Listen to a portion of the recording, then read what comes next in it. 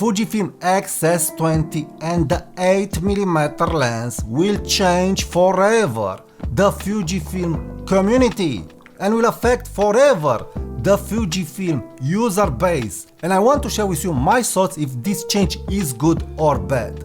So let's talk about this now. Hi there and welcome to my channel. My name is Tudor Matescu and I like to talk about photography tips, tricks and Fujifilm cameras. And Fujifilm recently launched at the X-Summit a camera that some users and YouTubers told that Fujifilm lost his soul because they are launching Fujifilm cameras without the analog controls. But before telling you my impression from a marketing perspective, because this is one of my experience, please give it a like to my video, subscribe to my video, and let's get to the subject. Well, Fujifilm is known in the photography community as the option for a film-like shooting camera. But this is a very limiting niche. This is a very limited segment of photographers. Fujifilm did right by launching the X-S20, that is addressed to younger people and to the vlogging people and to the people that are liking to do video and photo for content creation, but not just for content creation, but also for people that are wanting to use a camera like a travel camera. Because in the X-Summit, the Fujifilm manager said very clear, this is a travel camera and X-S20 is looking like a travel camera. So what does this mean for the Fujifilm community? This means more users will come to the Fujifilm cameras.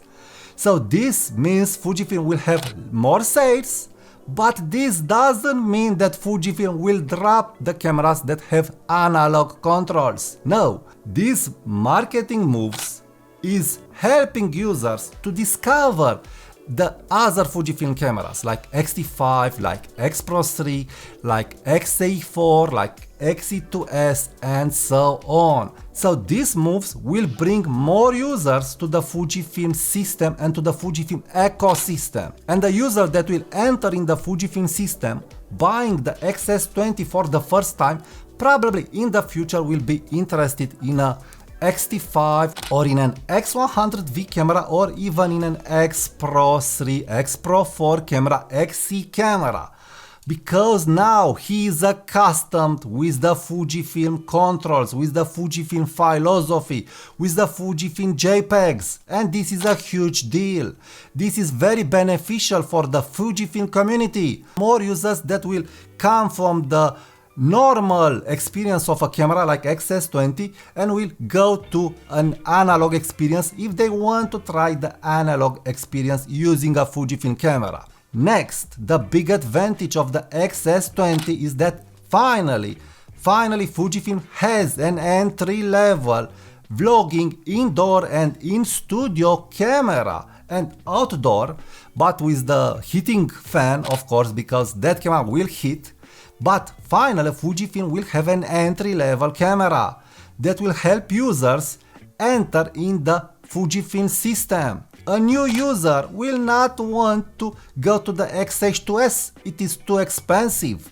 But probably the user is looking at the Fujifilm colors, at the Fujifilm JPEGs, but also at the Fujifilm straight from the camera footage. I'm getting with my X-T5 beautiful vintage footage straight from the camera. So the film simulations that we apply to the JPEGs, we can bake those film simulations to the video files from X-T5. So we can also do this for X-S20. So now we can vlog and we can record and we can make movies that will look straight from the camera, cinematically or vintage or how we want them to look straight from the camera. This means no hassle and no post-processing.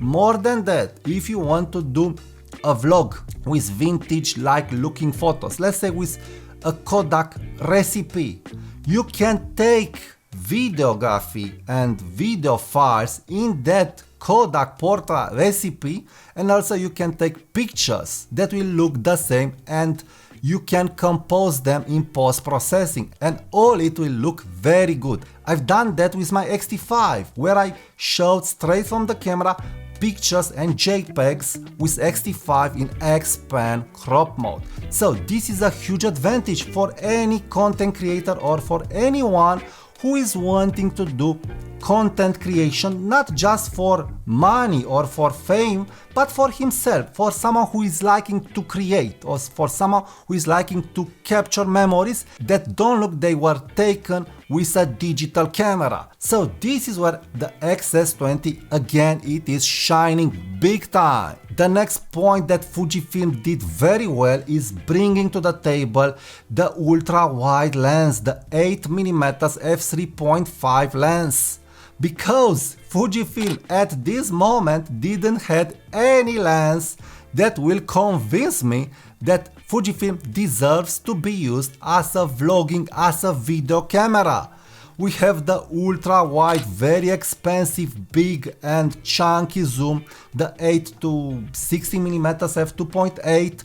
We have the 10 to 24 f4. What is that aperture?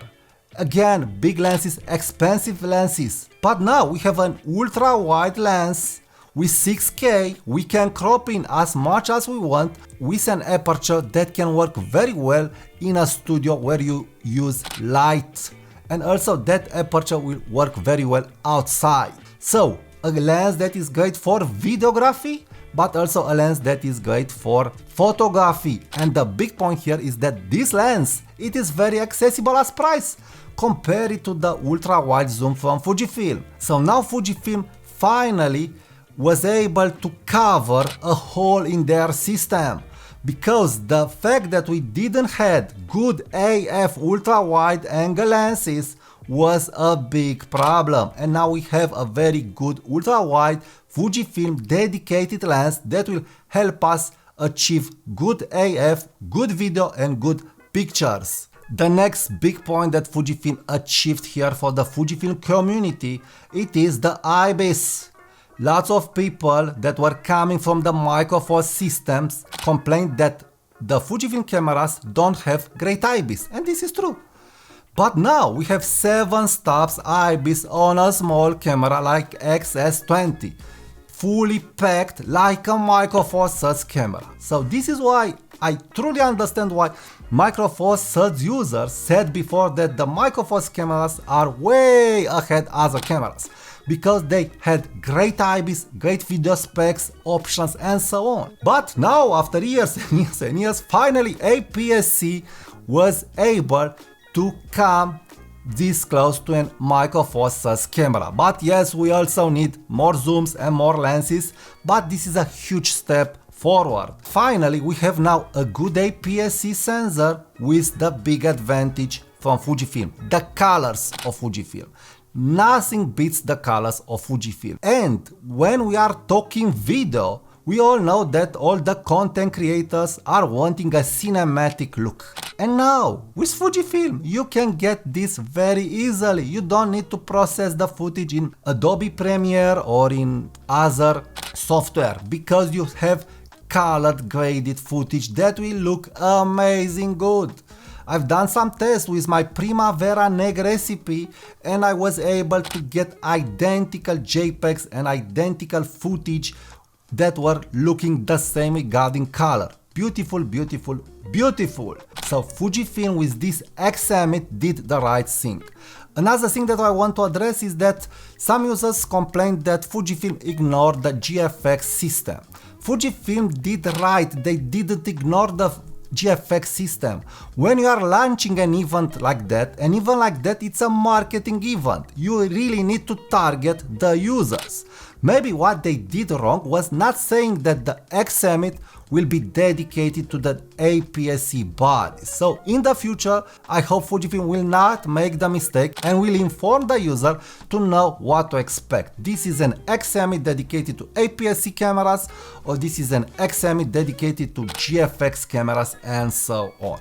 But overall, Fujifilm did a great job, and the future it is very bright if you are asking me regarding the Fujifilm system. And all who is loving Fujifilm needs to be thrilled. This is a leap forward. This is a statement from Fujifilm that is telling us we are able to bring you good cameras and we will bring you analog looking cameras with our Fujifilm philosophy.